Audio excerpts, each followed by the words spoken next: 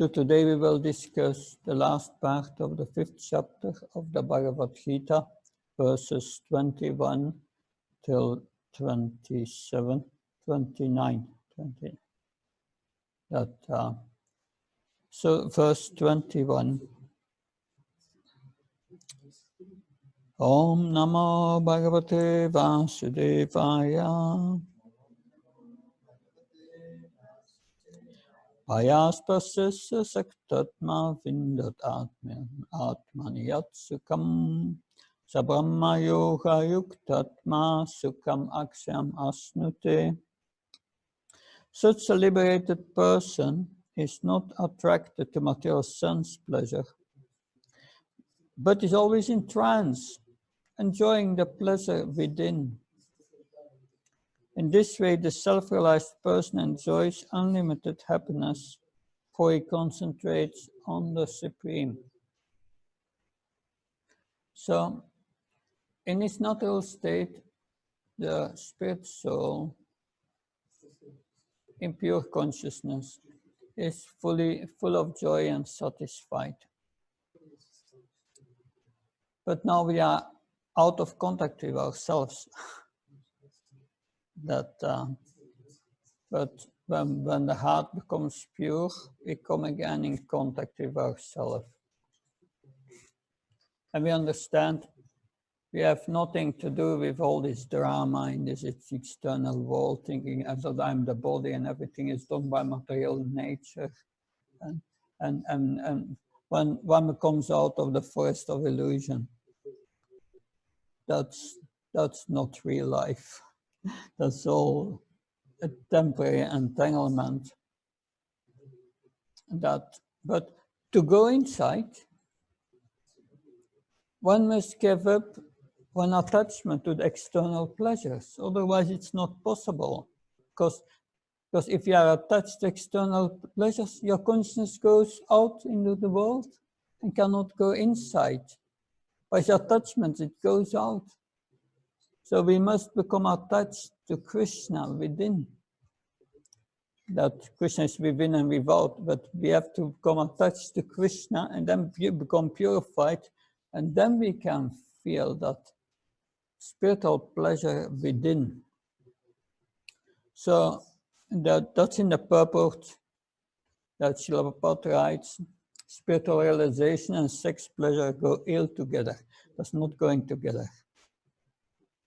Yamunacharya says, and Srila Prabhupada quotes that many times, that he says, since I've been engaged in the transcendental loving service of Krishna, realizing ever new pleasure in him, whenever I think of sex pleasure, I spit out a thought and my lips curl with distaste.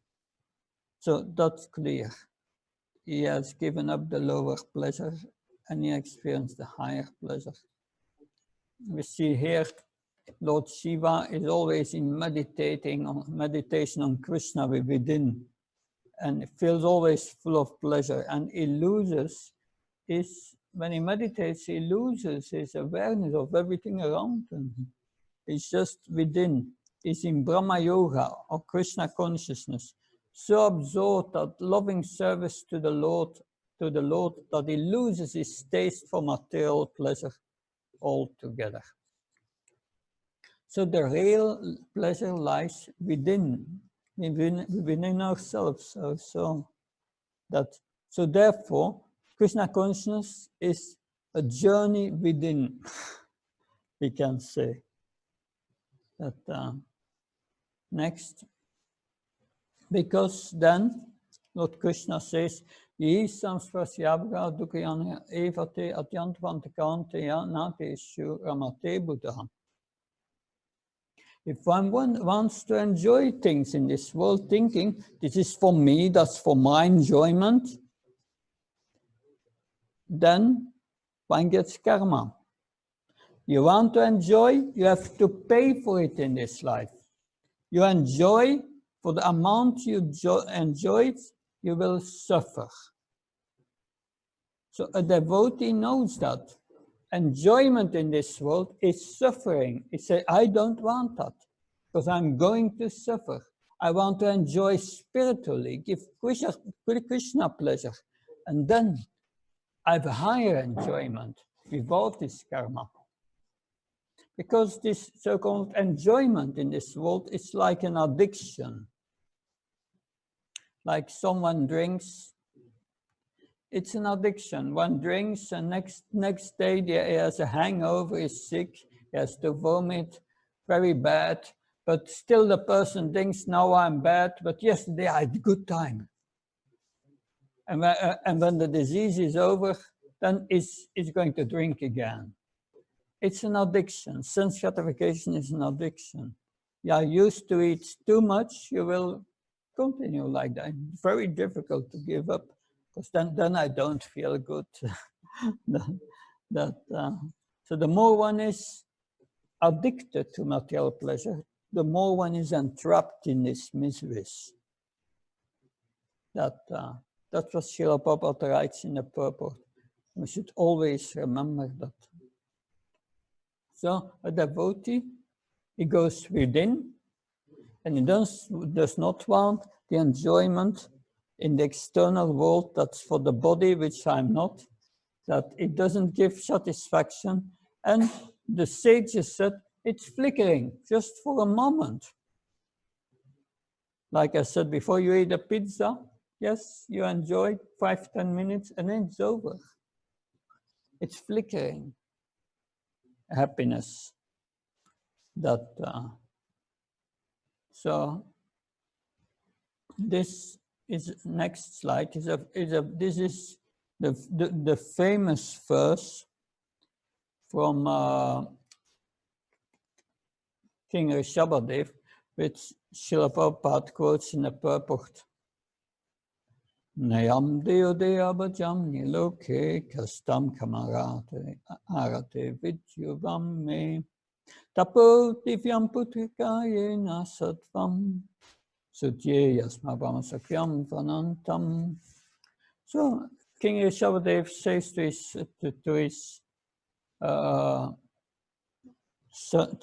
his 100 sons, he says, all living entities have accepted material bodies.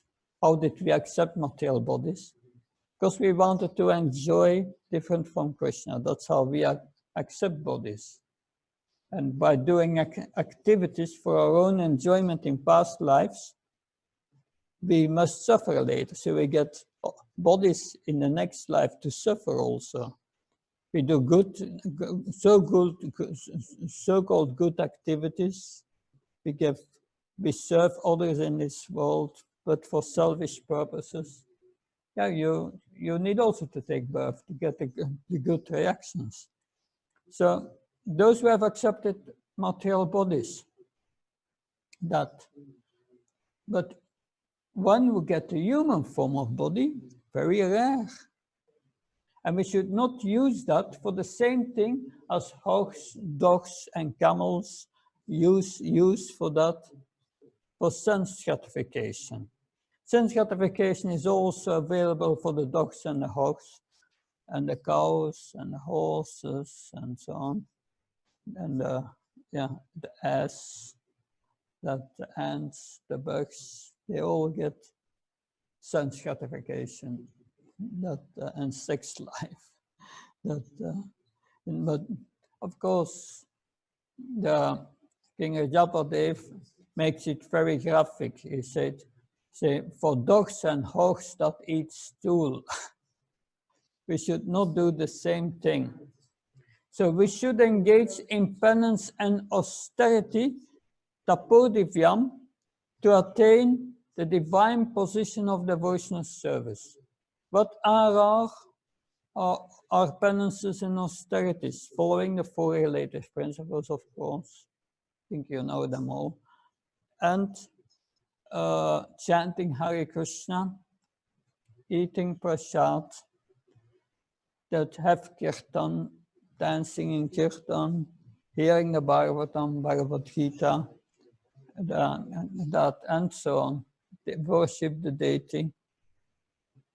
So these are our austerities in devotional service. And by doing these austerities, our heart is purified, King Rishabhadev said.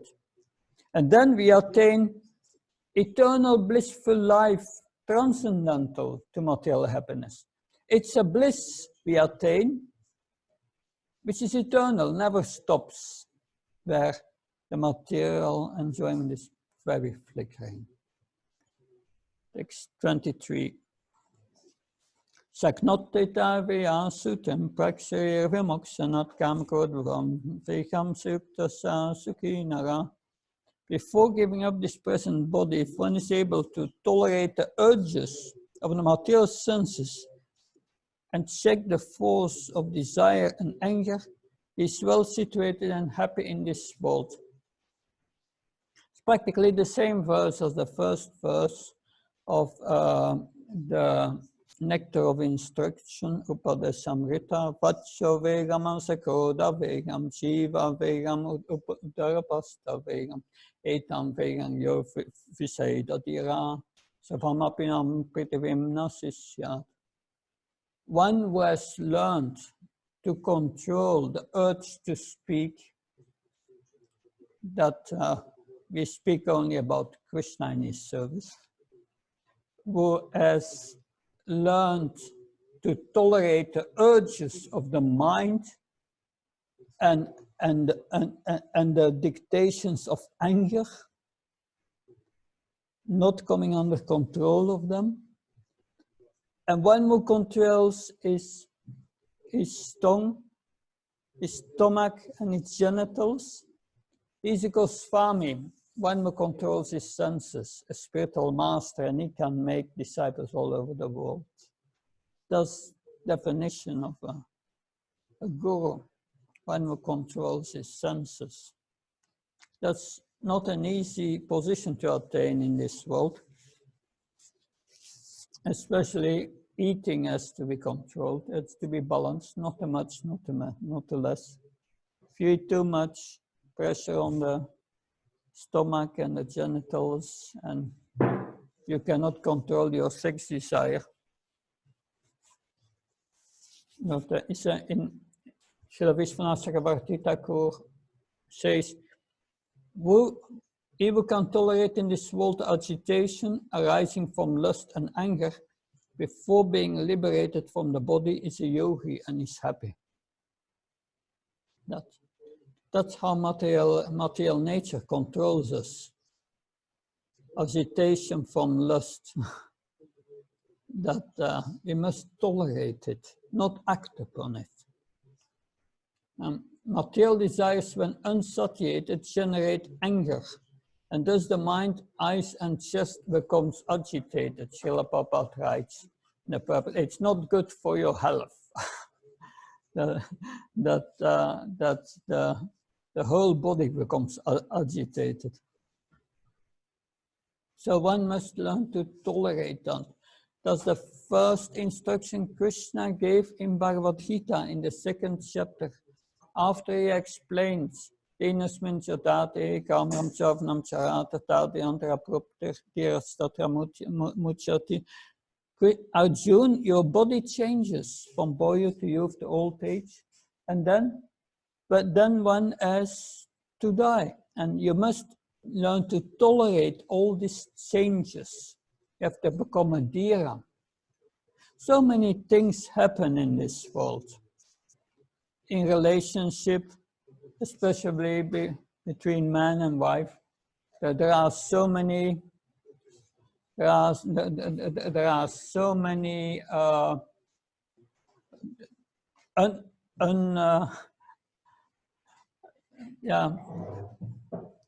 there are so many unpleasant exchanges sometimes. You must tolerate and try not to agitate the other. It's not easy tolerating.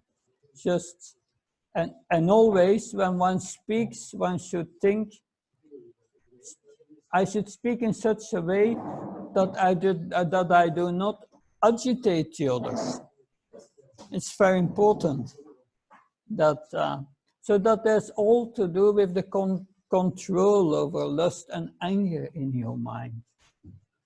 that if you follow the dictates of lust and anger, you are finished. You are in this whirlpool of, and you will experience a very unhappy life.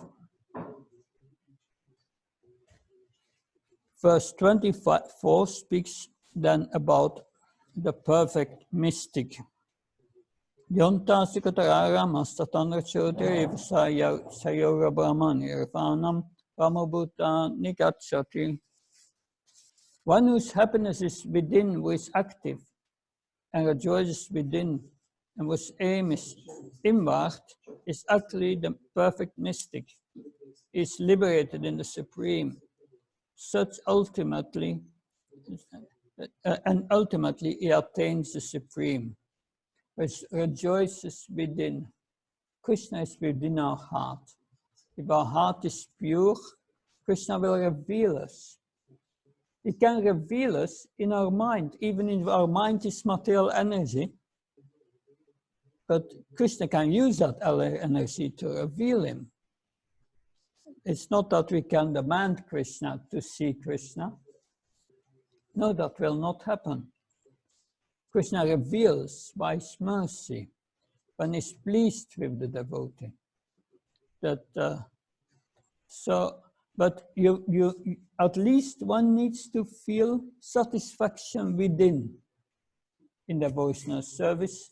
That satisfaction comes when one performs devotional service with the proper inner attitude.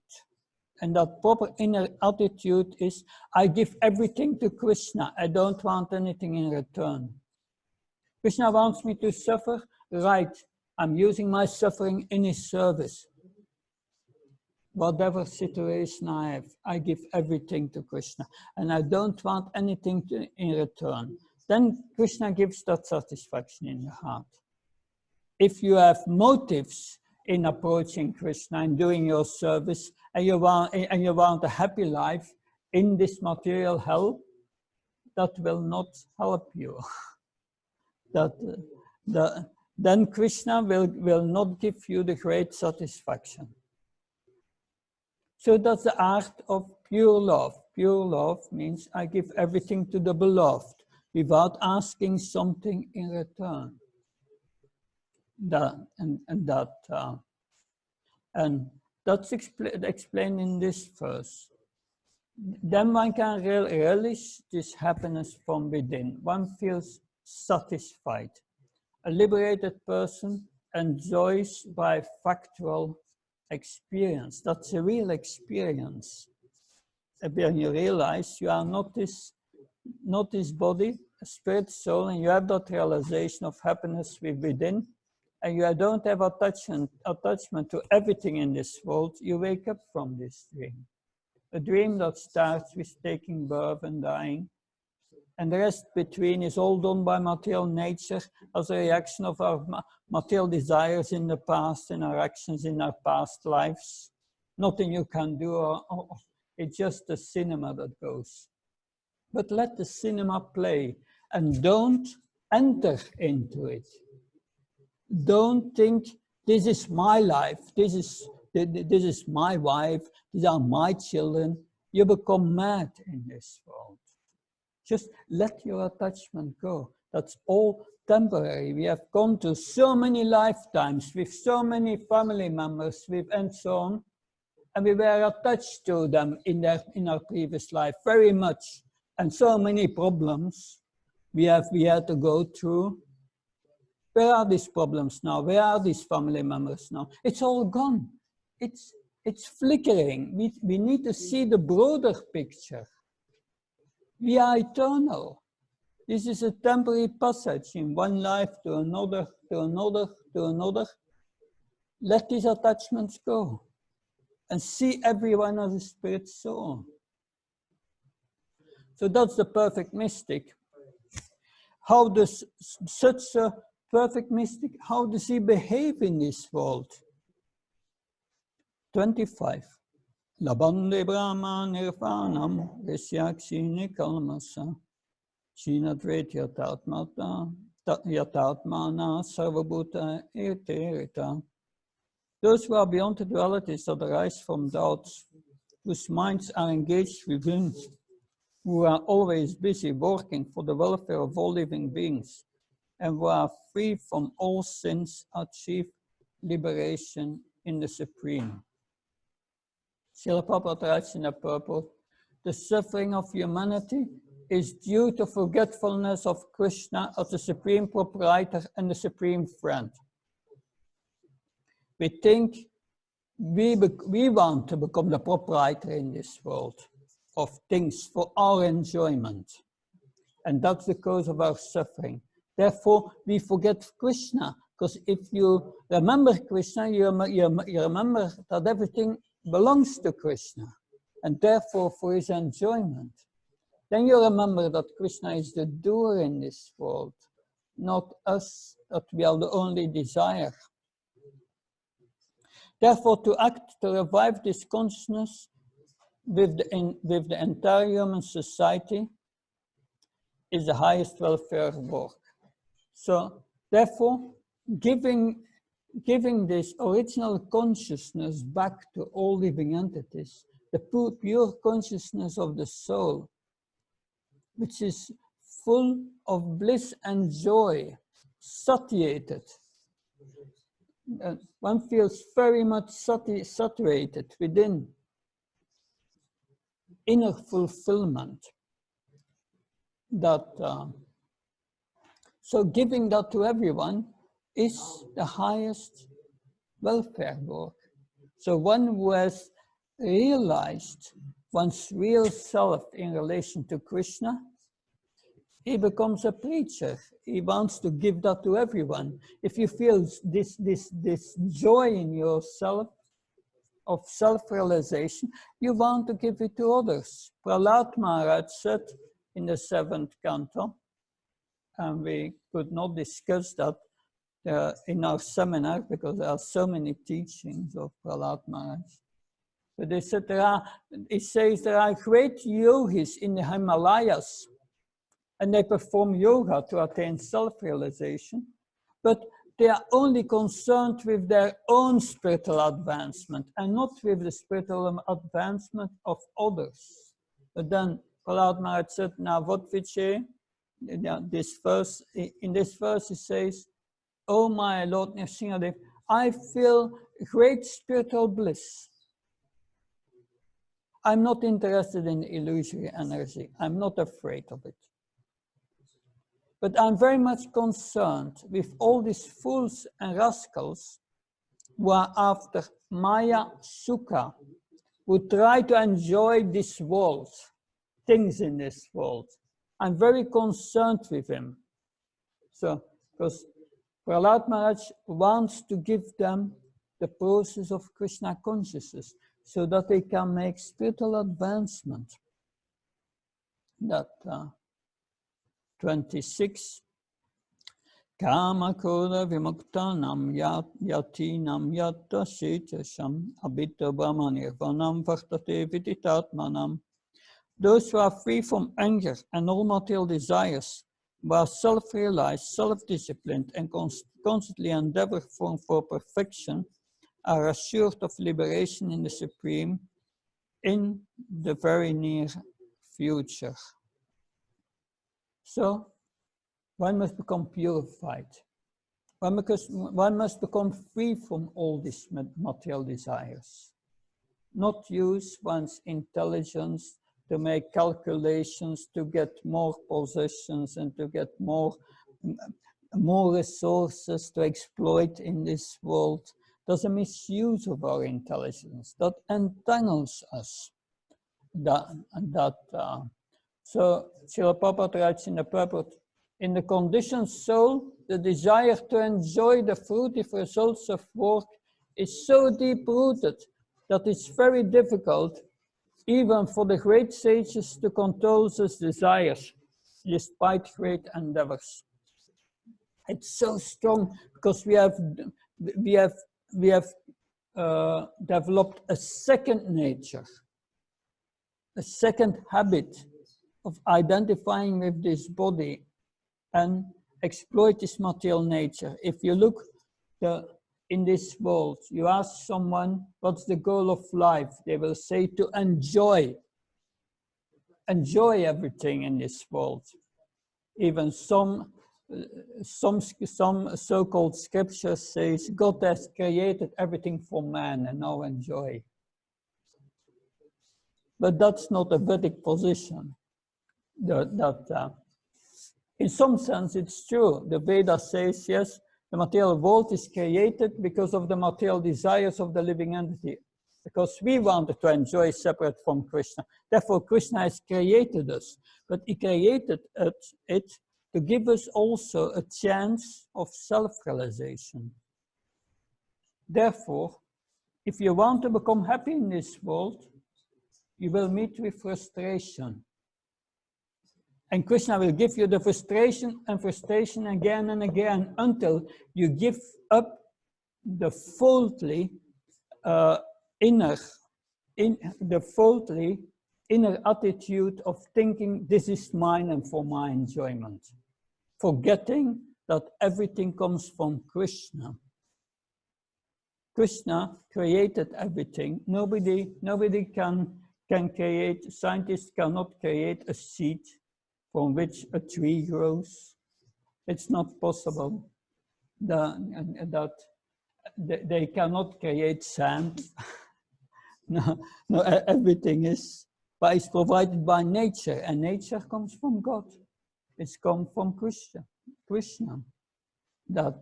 And that's the first step is recognizing that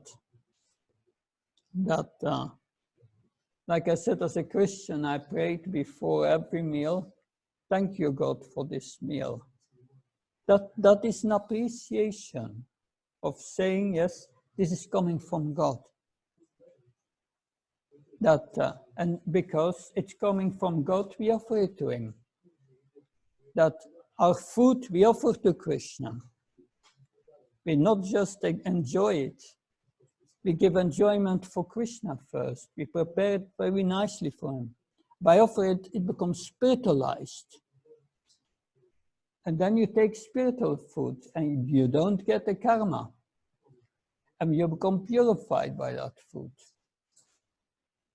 So a devotee of the Lord is constantly engaged in devotion, service in Krishna consciousness. Perfect in self-realization, very quickly obtains liberation in the Supreme. So if you take up this path of trying to love Krishna by offering everything to him, what is devotional service? Then we become purified of our selfish propensities or selfishness of ein mind. You become purified from it. When you become purified, you become a very loving person. You only live for the pleasure of Krishna, God, and for the pleasure of all the others. You become a servant, not an exploiter. And when we exploit, it's not love. A relationship means, serving each other.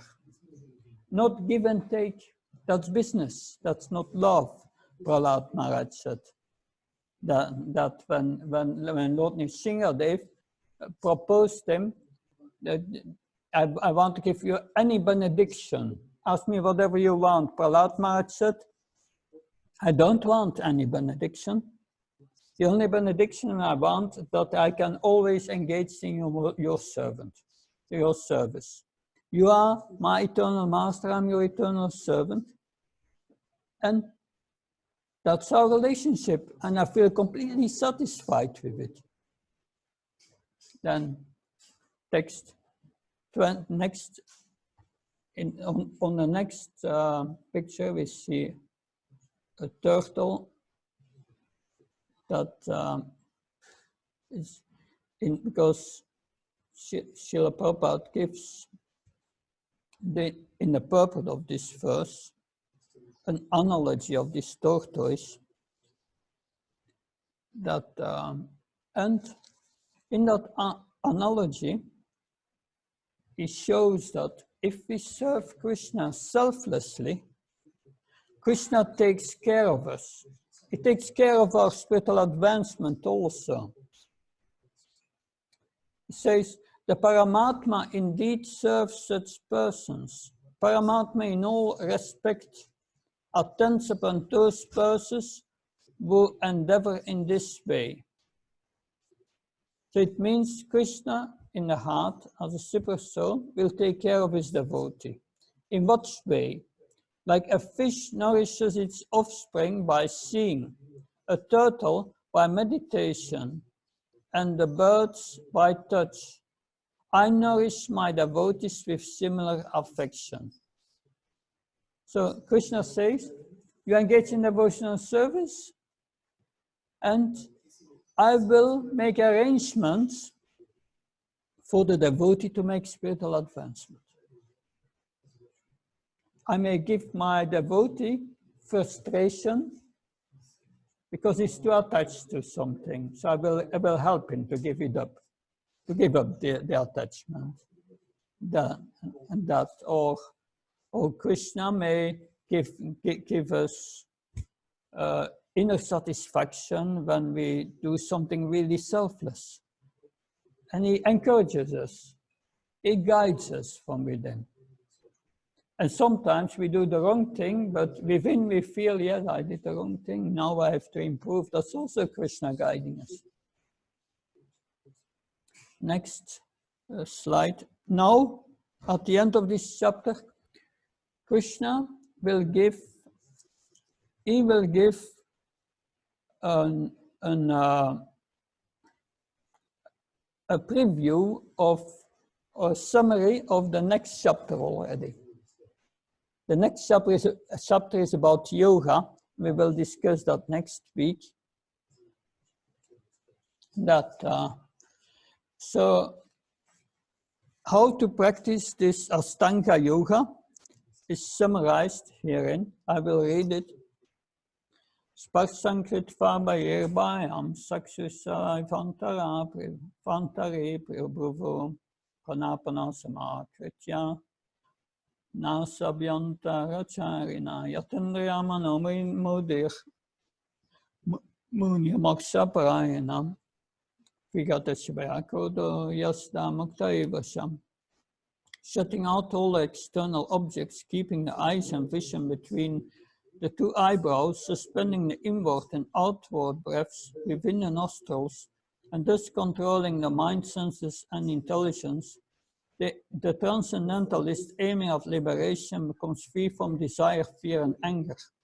One who is always situated in that state is solely liberated. So becoming free from desire, fear, and anger. So through the astanga-yoga process. So this process helps one to become free from all kinds of fear and anger, and thus feel the presence of the super soul in the transcendental situation. So yoga, this astanga-yoga, is a mechanistic process to purify the heart. It's very difficult. It's not for this age. Arjuna will say in the next chapter to Krishna, sorry, I cannot do that. That's not for me. And Srila Prabhupada writes in the purport, yes, Arjuna is more than 1,000 times more qualified than all of us. He could not do it. So what with us? So certainly, that's also not for us. But still we can learn some of the practices described there may help us in the practicing of Bhakti Yoga. Next slide. So you have this eightfold process. Yam, Niyam, Asham, Pranayam, Pratyahara, Dharan, Dhyan, Samadhi.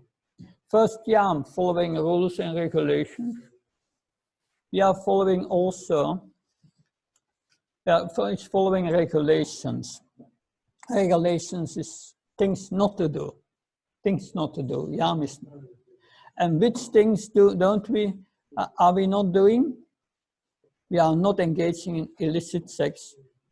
We don't eat meat, fish, or also. we don't,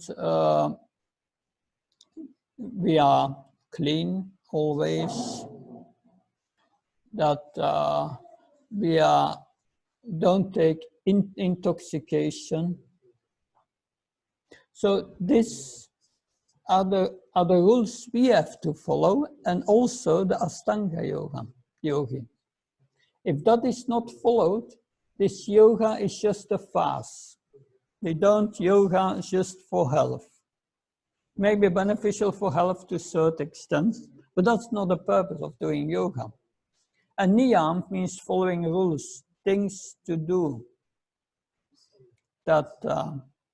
So that there are certain ways of, Krishna says, not eating too much, not too less, not sleeping too much, not too less. So many things to do, that following rules. We have also things to do, chanting Hare Krishna, offering our food, and so that these are rules. Then asana, sitting properly. Maybe also interesting for us when we chant japa to sit properly. You can hear that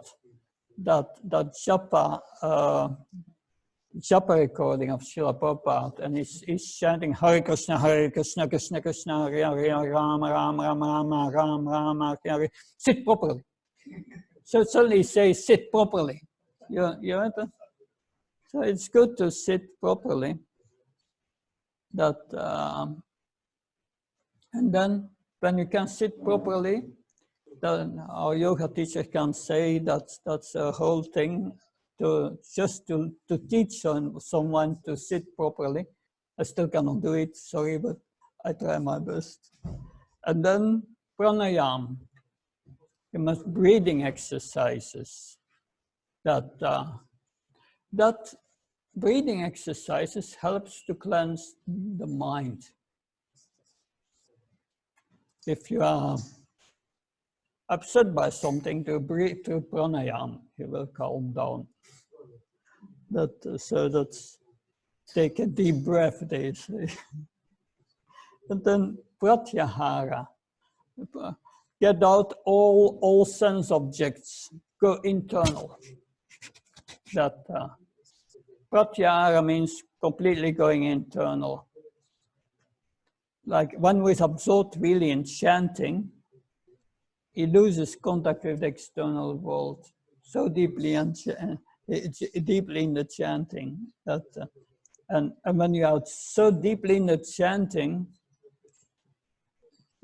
also the experience of time becomes different. I felt sometimes. I thought a few times that time is flying slowly, so quick. But anyway, that's pratyahara, and then dharan. Dharan is premeditation, that's going inwards. And then dhyan is the meditation. And when the meditation becomes deeper, it becomes samadhi. Not easy, may take a few lifetimes, but good luck. Yeah. But better than Astanga yoga is Krishna conscious, Srila Prabhupada said. A Krishna conscious person, however, being always engaged in devotional service, does not risk losing his senses to some other engagement. His senses are controlled because he's engaged in devotional service. He's already in samadhi, because everything he does for Krishna. He thinks of Krishna always. That's the highest level of, that's the Uttam Adhikar. He always thinks of Krishna. And we are preparing to come to that platform. This is a better way of controlling the senses than Astanga yoga. And then the last verse is the peace formula. So, because here Krishna at the end of the chapter is repeating the main philosophical points behind our action, behind the actions of a Krishna conscious person.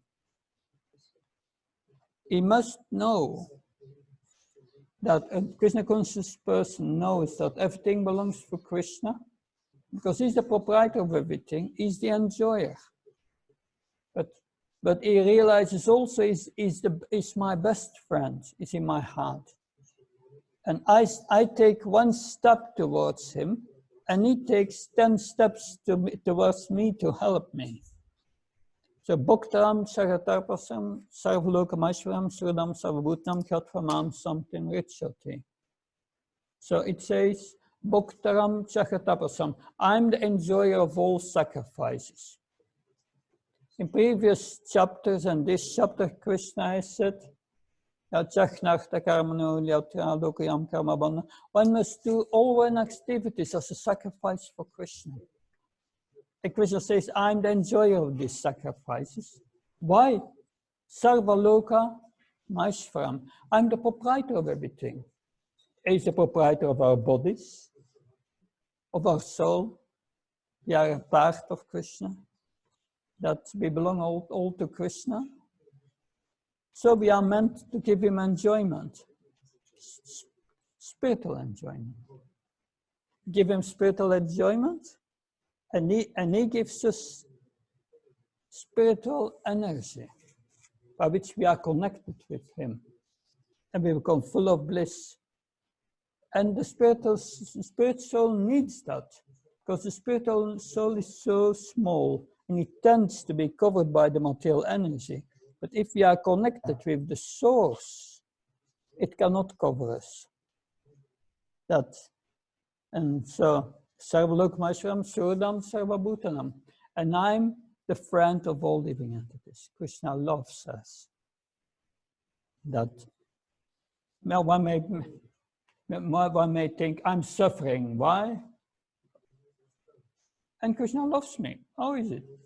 No, you suffer because of your own past activities in past lives. That's your own. You have been your own architect of your present suffering and happiness. But this suffering and happiness is not ours. It's the body and the mind. And because we are identifying with the body and the mind, we are thinking this is our suffering, and therefore we suffer. But when we self-realized, he becomes the observer, and he says, I'm not these things. And he becomes free from suffering.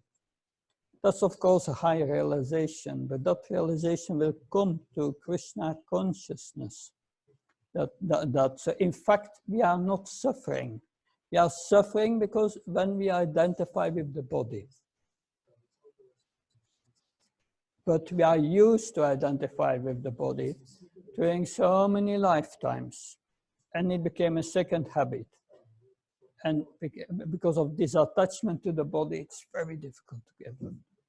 But Krishna consciousness is powerful and gradually makes us more detached. And then one becomes peaceful, naturally.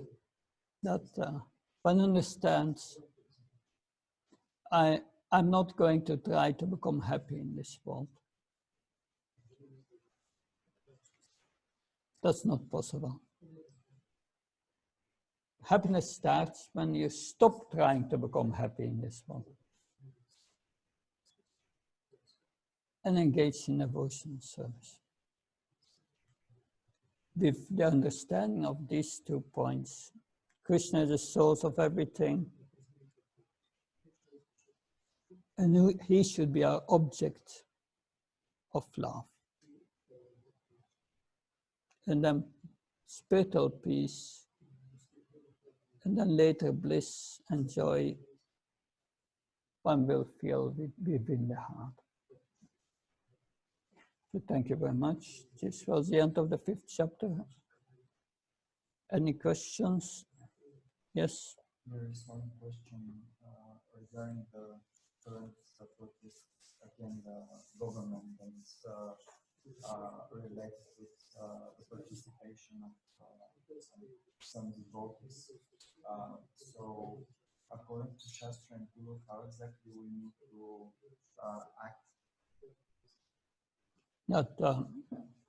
we learned in this 5th chapter that we have always to act for the pleasure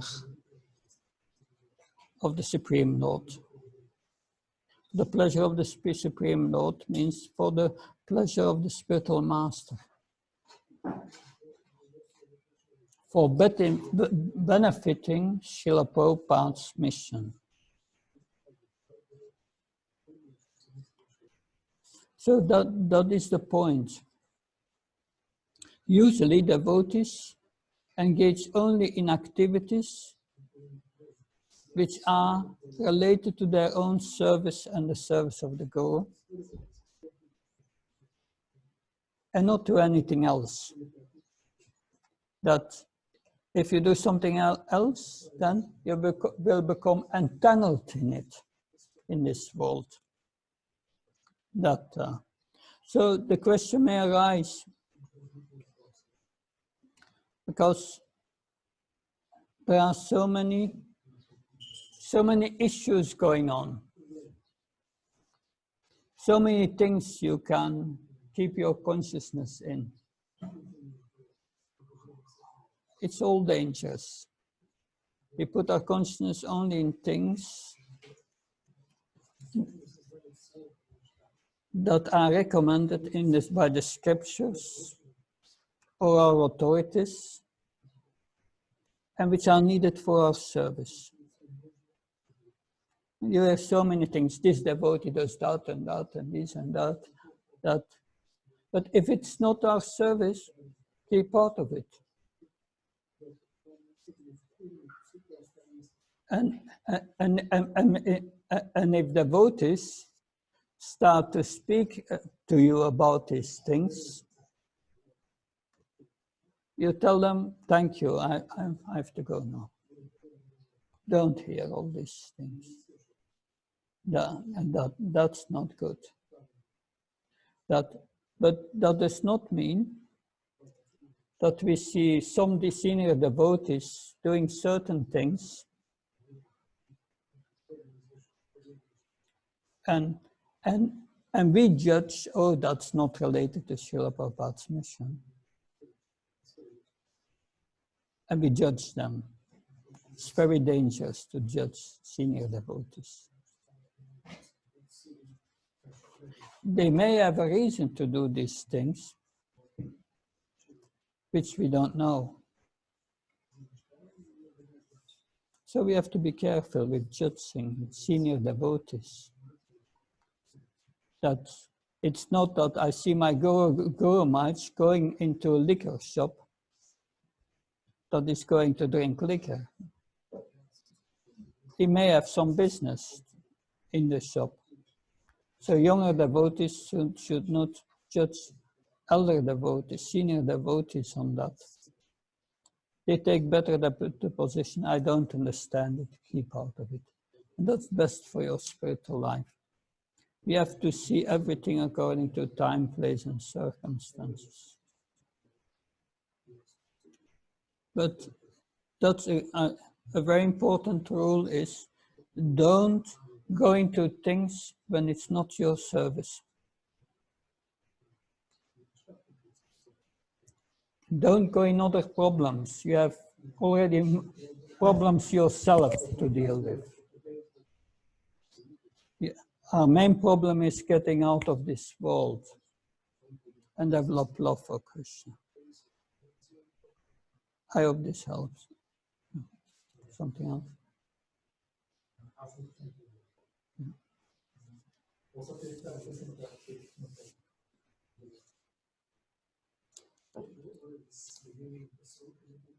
What is the beginning of the song? Of the song. Okay, this song. That's a song all devotees know by heart. But it's praying for the mercy of Lord Chaitanya and his associates. Lord Chaitanya is Krishna himself. He came to this world in this Kali Yuga to show how we can perform devotional service to Krishna, how to act as a devotee. He comes in the mood of Srimati Radharani, which is the most merciful mood. Without the mercy of Lord Chaitanya in this, we cannot make spiritual advancement. Therefore, before we chant Hare Krishna, we chant Jai Shri Krishna Chaitanya Prabhu Nityananda Shri Advaita Gadadhar Shivasadi Gaura Bhaktavinda. We pray to Lord Krishna Chaitanya and his associates for his mercy. So, my dear Lord Chaitanya, please be merciful to me. Because who can be more merciful than your Lordship within these three worlds? Your incarnation is just to reclaim the conditioned fallen souls. But I assure you that you will not find a greater fallen soul than me. Therefore, my claim is first. My dear Lord Nityananda, you are always joyful in spiritual bliss. Since you always appear very happy, I've come to you because I'm most unhappy.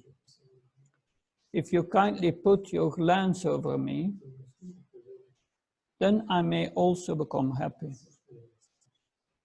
My dear Advaita Prabhu, husband of Sita, you are so kind. Please be merciful to me. If you are kind to me, naturally Lord Chaitanya Nityananda will also be kind to me. O Svarup Damodar, personal secretary of Lord Chaitanya, O six Goswamis, O Shri Rupa Goswami, Shri Sanatan Goswami, Shri Raghunath Bhatta Goswami, Shri Gopal Bhatta Goswami, Shri Jiva Goswami, and Shri Raghunath Das Goswami, O Lokanath Goswami, my beloved spiritual master, Narudam Das also prays for your mercy. O Srinivasa Acharya, successor of the six Goswamis, please be merciful to me. Narottam Das always desires the company of Ramachandra Chakravarti. Spiritual life is praying for mercy. And the mercy comes to Lord Chaitanya. He is the most merciful incarnation of Krishna. He is Krishna himself in the mood of Srimati Radharani. So devotees should be very acquainted with Lord Chaitanya and his associates. Therefore, all devotees should read the teachings of Lord Chaitanya. That's a summary of everything. Is that translated in Bulgarian? It's available. Did someone read it here? Okay, that's very good. That's a very important book to get to know. Thank you very much. Srila Prabhupada.